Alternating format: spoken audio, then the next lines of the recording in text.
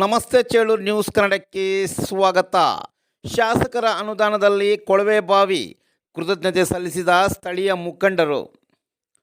ಚೇಳೂರು ಪಟ್ಟಣದ 4ನೇ ವಾರ್ಡ್ನ ಕುಡಿಯುವ ನೀರಿಗೆ ಹಾಹಾಕಾರ ಉಂಟಾಗಿದ್ದು, ಕೊಳವೆಬಾವಿ ಕೊರೆಯಲು ಶಾಸಕರ ಗಮನಕ್ಕೆ ತಂದಾಗ ಅವರ ಅನುದಾನದಲ್ಲಿ ಕೊಳವೆಬಾವಿ ಕೊರೆಯುವ ಮುಖಾಂತರ ಈ ಭಾಗದ ಸಾರ್ವಜನಿಕರಿಗೆ ನೀರಿನ ಕೊರತೆ ನಿವಾರಣೆ ಆಗಿದೆ ಎಂದು ಮಾಜಿ ಮಂಡಲ ಅಧ್ಯಕ್ಷ PR ಚಲಮರವರು ತಿಳಿಸಿದರು.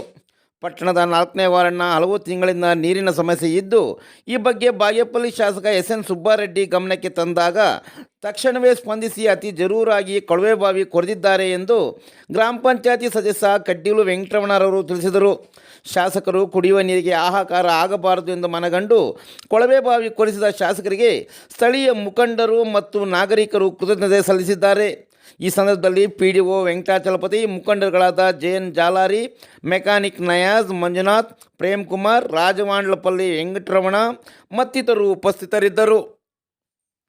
ಈ ಕಾಲೋನಿಗೆ ನೀರು ಭಾಳ ತೊಂದರೆ ಆಗಿದ್ದರಿಂದ ನಮ್ಮ MLA ಸಾಹೇಬರಿಗೆ ಹೇಳಿದವರಿಗೆ ತಕ್ಷಣ ಕಳಿಸಿದ್ದಾರೆ. ಇವಾಗ ಇಲ್ಲಿ ಬೋರ್ ಆಗ್ತಾ ಇದ್ದೀವಿ. ಒಂದು ನೀರು ಅಭಾವ, ನಮ್ಮ ಗ್ರಾಮ ಪಂಚಾಯತಿ ನೀರು ಅಭಾವದಿಂದ MLA ಗಮನಕ್ಕೆ ತಂದವು.